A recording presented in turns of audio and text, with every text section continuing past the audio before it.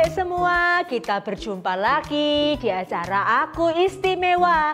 Dan pastinya kali ini istimewa sekali karena Kak Jess bersama dengan seseorang yang penting, seseorang yang hebat, seseorang yang luar biasa.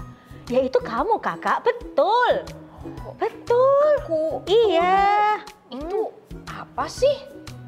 Itu kenapa hitam-hitam, maksudnya katanya ketemu adik-adik. Iya, adik-adiknya ada di sana.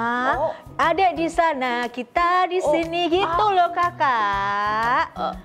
Bisa melihat kita. Oh iya, kakak lupa perkenalkan siapa tamu istimewa kita ya. Tendeng, beliau adalah ibu atau kakak ini enaknya ya. Ibu Miriam. Tahu kisahnya tentang Ibu Miriam? Tahu nggak adik-adik? Kalau adik-adik butuh untuk diingatkan, mari kita ingatkan mulai dari sekarang. Apa kabar Bu Miriam? Ya, beginilah kabar saya. Terima kasih sudah bertanya loh, kakak cantik. Aduh, Ibu juga selalu cantik. Aduh. Ya, kerudungnya menawan sekali ya adik-adik ya. Boleh nggak sih adik-adik di sini tuh tahu rasanya bagaimana hidup setelah 7.000 tahun pada masa Ibu Miriam itu masih seorang gadis kecil. Iya, ini saya juga bingung sih, dilemparkan 7.000 tahun ya ternyata ya. Kira-kira berarti kalau saya itu 5.000 tahun atau 4.000 tahun sebelum Masehi. Nah, di zaman dulu itu nggak ada nih ruangan, kok bisa dingin begini sih Kak? Kok bisa ya adik-adik ya? Terus adik-adik ada di situ. Ya perasaannya aneh sih Kak. Tapi nggak apa-apalah. Pasti saya dikirim Tuhan ke sini untuk maksud yang baik ya kan? Betul sekali yang paling penting. Kakak atau ibu, maaf dah. Aku jadi bingung juga dah ya. Tapi kita memang kepengen banget tahu nih. Dulu itu kan bangsa Israel itu kan diperbudak oleh Mesir. Kita tuh udah ngalamin, kita cuma denger ceritanya. Boleh gak sih cerita kayak apa sih rasanya diperbudak itu? Nah, adik-adik, yang namanya perbudakan mungkin 7.000 tahun ini udah nggak ada lagi ya. Kalau di zaman dahulu itu Kak, kami sempat diperbudak ratusan tahun lamanya di Mesir. Kalau diperbudak itu kami bekerja. Nah, kebanyakan itu kami bekerja untuk membangun kuil-kuil, untuk membangun juga tempat istana-istana. Karena kan negara Mesir ya, bangsa Mesir waktu itu bangsa yang sangat besar Kak. Jadi harus ada pekerja-pekerja kasar. Nah, pekerja-pekerja yang kasar itulah itu kami. Dari Senin, Selasa, Rabu, Kamis, Jumat, Sabtu, Minggu, Senin lagi, Selasa lagi, pokoknya sampai seterusnya. Tidak ada istirahat, Kak Jess. Wah, jari tangan dan jari kakiku juga gak cukup menghitung. Aduh, berarti capek sekali pasti ya. Kerja, mari kita kerja gitu terus ya. Dapat makan yang enak kan tapi kan. Itu juga cuma sesekali Kak, itu juga ya kami harus tahu diri karena kami itu budak bukan tuan. Kalau tuan itu harus yang utama, kami nanti baru sisa-sisa dari tuan kami. Wah, aku nggak bisa bayangin ya Kak, berarti kerja sambil kepanasan, sambil kehujanan, pokoknya tetap harus kerja gitu. Iya. Aduh, udah berhenti-berhenti. Oh iya, kami juga dulu biasanya kalau mempekerjakan orang lain, kalau dulu ya nenek moyang kami, Abraham, itu kalau mempekerjakan orang lain selalu diupah kan Kak. Kalau kami tidak, namanya diperbudak itu adik-adik, berarti dia tidak sama sekali diupah.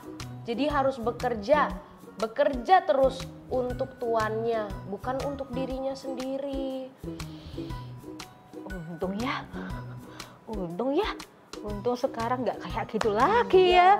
Oh haleluya. Tapi ini Kak, ada yang mau aku tanyain lagi ya sebentar. Nah, lalu Musa hadir. Iya. Nah, tapi peranannya Kak Miriam sebagai penyampai pesan ke Putri Firaun tuh, wow, 2 jempol. Keren sekali, bener-bener oke. Jadi kayak apa rasanya waktu harus ngomong ke Putri Firaun. Padahal waktu itu Kak Miriam masih seorang gadis kecil. Boleh dong cerita sama adik-adik yang ada di rumah kakak. Aduh, itu tuh kalau mau diingat-ingat lagi sebenarnya sedih sebenarnya Kak. Tapi buat adik-adik ya, betul-betul. Nah, adik-adik di zaman itu banyak bayi-bayi kenalan Kak Miriam dan juga semua orang Israel itu yang usianya di bawah 2 tahun, Kak, itu dibunuh. Aduh, begitu kejam ya, karena Firaun mendapatkan mimpi bahwa ada seorang anak yang lahir dan akan menggantikan dia dan juga kekuasaan di Mesir. Jadi dia takut. Tapi takut kok jadi sampai kayak gitu jahatnya sih. Aduh. Terus waktu itu ibu menyuruh kami ya, Ibu Yokebed menyuruh kami untuk menganyam.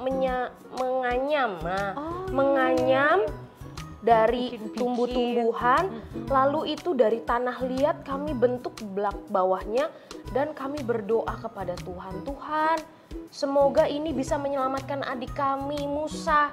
Karena waktu itu jalan satu-satunya adalah melewati sungai Nil. Kalau melewati darat membawa bayi, apalagi ketahuan.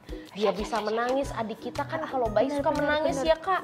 Nah itu jadinya kami satu-satunya waktu itu jalan adalah menghanyutkan di sungai Nil. Tapi saya ditugaskan oleh ibu untuk menjaga. Nah waktu itu pasti dong perasaannya itu deg deg deg. Waduh, rasanya tuh jantung mau keluar Kak Jessica dari tubuhku. Tapi ini kan adikku sendiri, jadi aku harus menemani dia. Untungnya tapi aduh aku bersyukur banget waktu itu aku juga merasa wah pertolongan Tuhan itu nyata. Ketika Putri Firaun itu juga sedang mandi di sungai ini. Wah, itu pasti rencana Tuhan ya kakak ya. Betul. Dan dia melihat bayi Musa, bayinya manis, lucu, sehingga dia mau mengambil Musa sebagai anaknya. Lalu aku dengan berani, karena tahu Putri Musa itu tidak memiliki anak, jadi tidak keluar air susu. Aku tanya, Putri, aku tahu ibu yang baru saja kehilangan anaknya. Dia bisa kok memberikan air susu, aku kabarkan ya. Ternyata Putri Firaun juga gak curiga sama aku loh Kak Jessica. Itu bukannya pertolongan Tuhan ya adik-adik. Betul. Kalau ingat itu kakak, aduh rasanya saya mau menangis karena sebenarnya tidak mungkin ya. Coba bayangkan kalau yang ketemu itu prajurit, bisa gawat kan? Iya. Dan tetap bisa tetap bisa disayang-sayang sama Ibu Yokebed di rumah berarti ya. Iya betul. Aduh happy sekali, Tuhan tuh luar biasa ya Kak Miriam. Betul. Lalu waktu itu kakak juga akhirnya tahu, nah ini Musa akan menjadi orang pilihan Tuhan. Nah, akhirnya tahu waktu Musa sudah besar tuh Kak Miriam tahu. Tapi dulunya tahu nggak sih kalau dedeknya Kak Miriam itu kelak yang akan menjadi pemimpin bangsa Israel untuk keluar dari tanah Mesir? Jujur ya, pastinya nggak tahu ya. Apalagi Musa itu kan adik kami Kak. Kami itu selalu menjagokan yang sulung. Nah yang sulung itu adalah Harun. Nah Harun itulah yang laki-laki sulung ya Kak. Meskipun saya pertama nih perempuan, tapi di zaman itu laki-laki sulunglah yang dijagokan. Tapi memang waktu itu dari segala kejadian yang dialami oleh bayi Musa, kami waktu itu juga berpikir sih, kok bisa ya Musa lolos ya? Kok bisa Putri Firaun lah yang menemukan. Itu bukannya luar biasa sekali ya Kak. Coba bayangkan kalau yang lain yang menemukan, satu-satunya yang bisa menyelamatkan di dalam istana. Iya. Luar biasa kalau kita ingat itu. Jadinya kami sekeluarga juga, wah sepertinya memang pertolongan Tuhan itu nyata kepada bayi ini.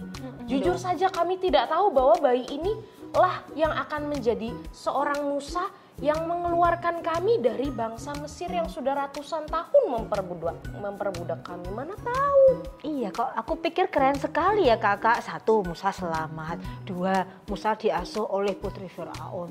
3, yaitu tadi jadi pemimpin bangsa Israel yang mengeluarkan bangsanya dari tanah Mesir. Wah, itu kalau nggak Tuhan nggak bisa deh ya kakak kayaknya ya. Betul, nggak bisa. Nah, terus ini ya, aku juga mau tanya deh satu pertanyaan lagi. Sebagai kakak yang sudah menolong Musa dalam berbagai kesempatan, nggak cuma menjaga waktu bayi, tapi ketika harus menyeberangi Laut Merah dan di padang gurun itu Kak Miriam kan banyak membantu Musa nih. Nah, apakah Kak Miriam itu belajar sesuatu juga? Kalau iya, adik-adik mau tahu nih kira-kira.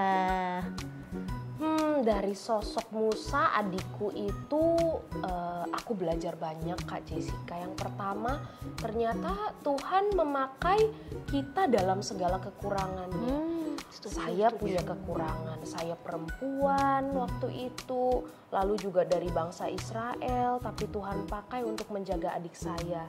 Lalu juga kakak saya Harun, meskipun pintar berbicara di antara kami semua, dan keunggulannya itu dia juga memiliki kelemahan. Tapi juga adik kami Musa, kata siapa tidak memiliki kelemahan.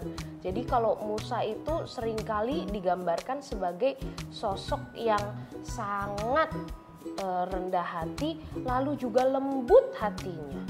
Nah, disitulah juga kadang kekurangannya Musa. Tapi di segala kekurangan itu Tuhan memakai dia tetap menjadi pemimpin kami. Dari dialah Tuhan berbicara. Jadi kami banyak sekali belajar.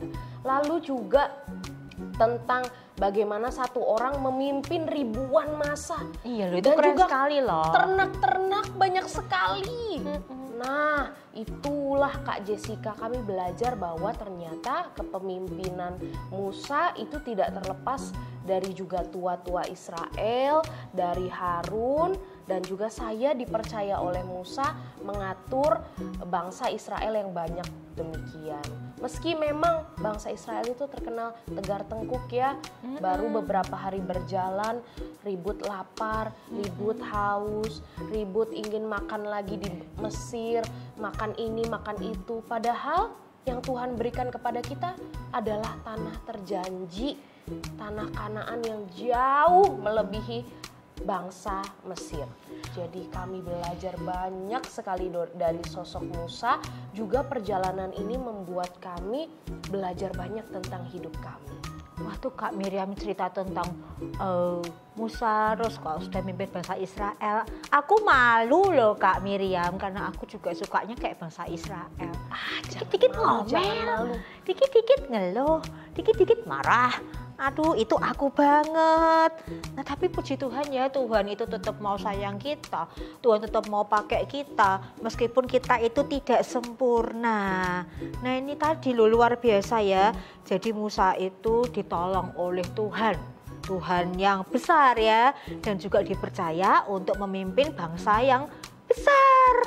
Nah, jadi boleh nggak ya Kak, aku tuh juga mau ngomong bersama kakak kalau adik-adik ini sedang dipersiapkan Tuhan untuk sesuatu yang besar, sesuatu yang ajaib, dipercaya untuk jadi apa aja ya kira-kira ya Kak adik-adik itu ya.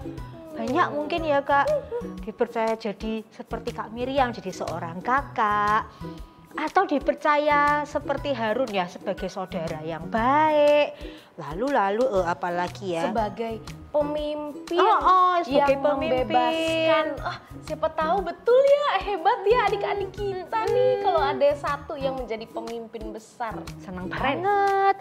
Lalu juga, nah ini menjadi seorang murid. Nah itu, tidak gampang ya jadi seorang murid ya, karena harus belajar taat. Yes. Nah, tapi melalui cerita Kak Miriam, kisah Musa, kita belajar percaya bahwa Tuhan memampukan kita semua kalau kita belajar T-A-A-T. Nah, di saat kita taat pasti Tuhan akan menolong. Oke Kak Miriam, terima kasih sekali loh. Aku bisa belajar banyak hal tentang Musa dan juga tentang pertolongan Tuhan yang luar biasa. Sekarang kita harus pamit kepada adik-adik. Lihat kotak lagi Kak di situ Kak. Itu, ya. Iya. Dadah. Dadah. Tuh Tuhan Yesus memberkati. Bye-bye adik. Hai teman-teman, ayo kita nyanyi yuk bersama dengan Cici dan Lili. Yuk, ayo.